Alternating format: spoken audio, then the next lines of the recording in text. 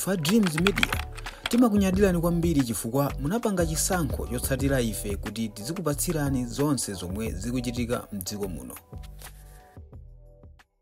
Anthu ambiri ali ndi chiyembekezo chachikulu kwambiri ndi boma limene likuyendetsedwa ndi chipani cha DPP mosogozedwa ndi Profesa Arthur Peter Mutharika. Profesa atangowina adasankha Joseph Mwanamveka ngati nduna ya zachuma. Joseph Mwanamveka ndi mmodzi mwa mikhulang'ona anthu amene akhala akuyendetsa chuma mdziko muno komanso agwirapo ntchito m'mabanki osiyanasiyana kotero kuti amalawi ambiri ali ndi chikhulupiriro kuti chuma cha dziko lino chomwe chakhala chili m'matope kwa nthawi yayitali chikhale chikubwerera mchimake. Posachedwa apa tinaona ndithu a Jose atapita ku America komwe amakakumana ndi akuluakulu ena a World Bank ndipo kumene kuti anabwerako ndi ndalama zochuluka kwambiri zimene zitathandizire kugwiritsa ntchito ku njira zosiyanasiyana kuphatikizapo njala yomwe yavuta ku Malawi kuno. Komanso posachedwa apa taona ndithu boma limene la dziko la Malawi likupanga mgwirizano ndi boma la Norway ndipo mmene mumu boma la Norway lapereka ndithu ndalama zapafupifupi 31.8 million US dollars zomwe zili pafupifupi 55.7 billion kuti zithandizire kumbali ya zaumoyo komanso kumbali ya zakudya. Amalawi ali ndi chikhulupiriro kuti Profesa Arthur Peter Mutharika awapulumutse mchipululu awolotse mchipululu kupita kuja ku mzinda wolonjezedwa wa Kenani. Takhani pompo kuti timve kuti kodi a Joseph Mwanamveka achita motani kuti abwere ndi ndalama zochuluka chonchi pamene iwo adalumbitsidwa masiku angapo apitawa. Mongokumbutsana tisaiwale kunena kuti chipani cha DPP chidawina pa zisankho zomwe zidachitika pa 16 September ndipo iwo watu kufika pano akungotha ndithu masiku ochepa chabe koma zikuoneka kuti zinthu zingapo zikusuntha. Taona ndithu Peter Mutharika ukwanilisa malonjezo yake oyambirira kunena kuti mabungwe onse amene ali aboma abwerere ku Blantyre makamaka bungwe lija la MEC komanso la Makla lomwe lidachoka kuno ku Blantyre nkusiya malo ake nkupita ku Lilongwe nkumakakhala palendi. Iyeyo ndithu analamula atangolowa mboma kuti maofesi amenewa abwerere kumene anali mbuyomo.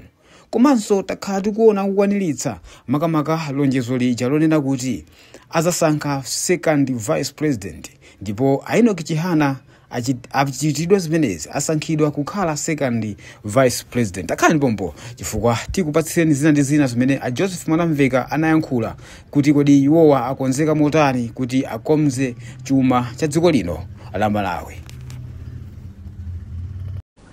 Mgwirizano watsopano omwe boma la saina ndi dziko la Norway uthandiza dziko lino pa nkhani za umoyo.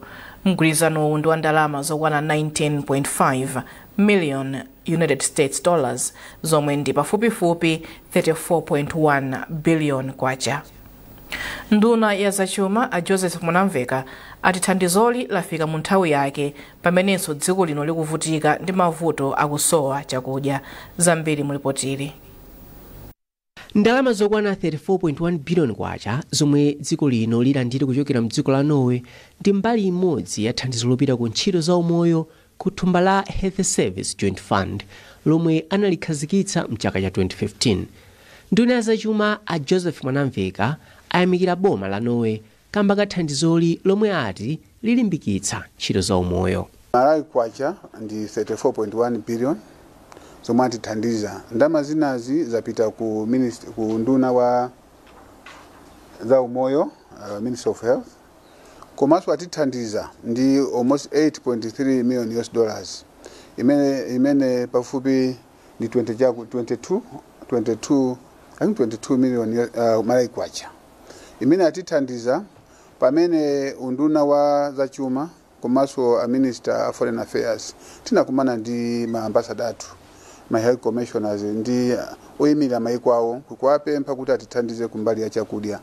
Ndipo kazembe wa dziko la Norway kuno ku Malawi a Anne Yeland ati boma la Norway lipitirira kulimbikitsa ntchito za umoyo, maphunziro komanso ulimi mdziko muno. Kuyambira mchaka cha 2015 maboma a Norway, Britain komanso Germany athandiza dziko lino ndi ndalama zokwanira 330 billion kwacha zomwe zathandizira kugula makina achipatala komanso kumangira zipatala za m'madera mwa zina.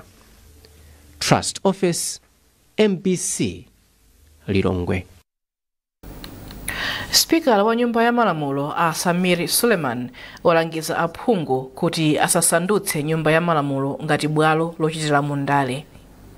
A Suleiman ati aphungu akuyenera kugwira ntchito yawo mokhulupirika komanso motsata ndondomeko kuti atumikire anthu omwe anawasankha. Iwo alankhula izi mu mzinda wa Lilongwe pa maphunziro a masiku awiri a aphungu okhudza udindo wa komiti wa nyumba ya malamulo. Yamikani Simtowe akufotokoza.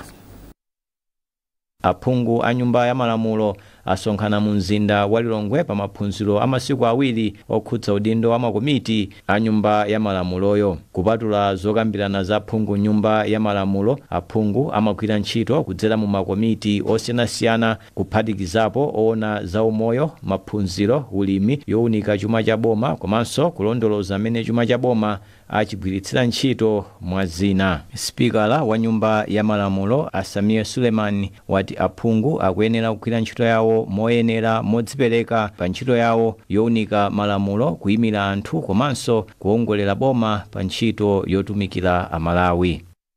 Sitinabwere kuzacheza koma tabwera kuzagwira ntchito.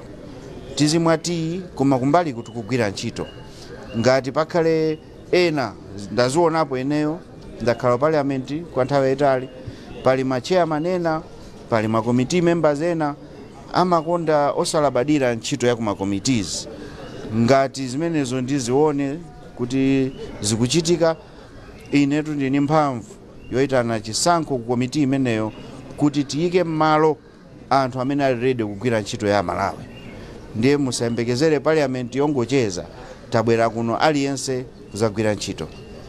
Naye wachiwiri kwa wankulu wa bungwe la UNDP kuno ku Malawi Achika Charles Anikwe watsindika kufunika kwa umodzi ndi kugwirana manja pa ntchito yotumikira anthu. Iwo ati bungwe la UNDP lipitiriza kuthandiza nyumba ya malamulo kupititsa patsogolo ulamuliro wa demokrasi komanso kuteteza chuma cha boma. Msonkhano woyamba wa nyumba ya malamulo mu gawo la 52 lomwe ndi msonkhano wowunika ndondomeko ya zachuma ya 2025-2026 uyamba lachitatu pa 5 Novemba mpaka lachisanu pa 5 Disemba 2025. Yamikani Simtowe, MPC, Lilongwe.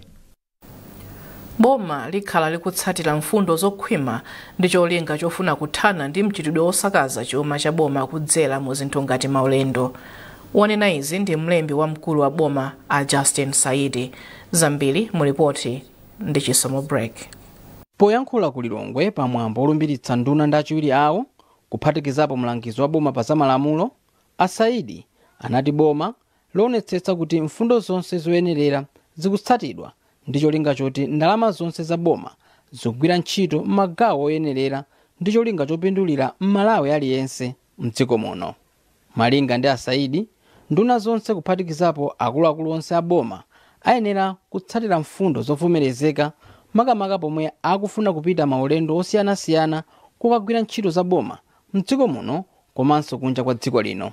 Iwo anafotokoza kuti nduna zonse za boma sizimavomerezedwa kuyenda maulendo oposa 3 pa chaka pokhapokha ngati pali chifukwa chokwanira choti ayendere maulendowo movomerezedwa ndi mtsogoleri wa dziko lino Professor Arthur Peter Mutharika.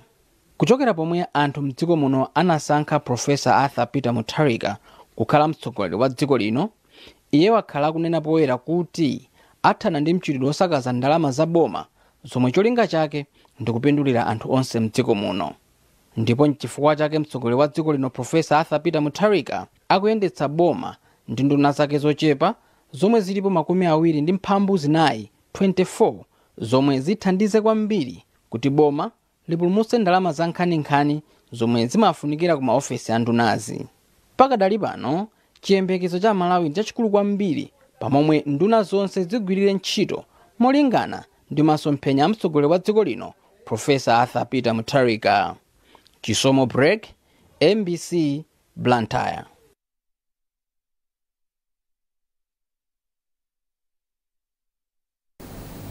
bungwe la Women Manifesto Movement lati likugwirizana ndi zomwe mtsogoleri wa dziko lino Professor Arthur Peter Mutharika wachita posankha amayi m'maudindo apamwamba osiyanasiyana. Mmodzi mwa akuluakulu ku bungweli Alingaleni Mihowa wauza MBC kuti mtsogoleriyu waonetsa chidwi komanso kudzipereka kulingaliro loti maudindo adziwagawa 40 kwa 60 pakati pa amayi ndi abambo. Iwo akufotokoza. Ifeyo chachikulu ndikuona kuti azimayi amene ali ndi zowayenera zambiri asankhidwa.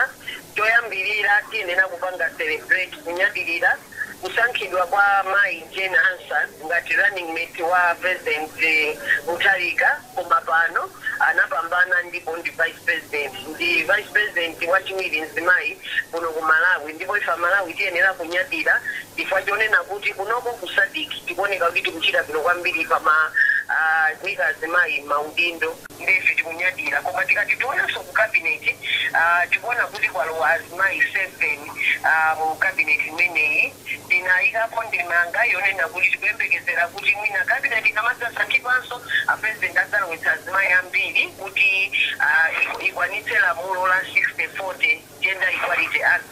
Koma panopa tifayo atipatsa azimayi 7 yo tikuona kuti ndazimayi amene abweretsa upangiri osiyanasiyana aphatikiza gaga kuona kuti pasangokhala azimayi akuluakulu ankhalakale pa maudindo komanso abweretse azimayi achichepere ngati Honorable Miskesi amene ali MP komanso Honorable Baloyi amene tikwaziona kugwira ntchito zambiri za chitukuko. Azimayi amenewa apatsa ma 4 ministers position, wina minister of health woyang'anira za umoyo, wina Mai Miskesi woyang'anira za youth, sports and culture.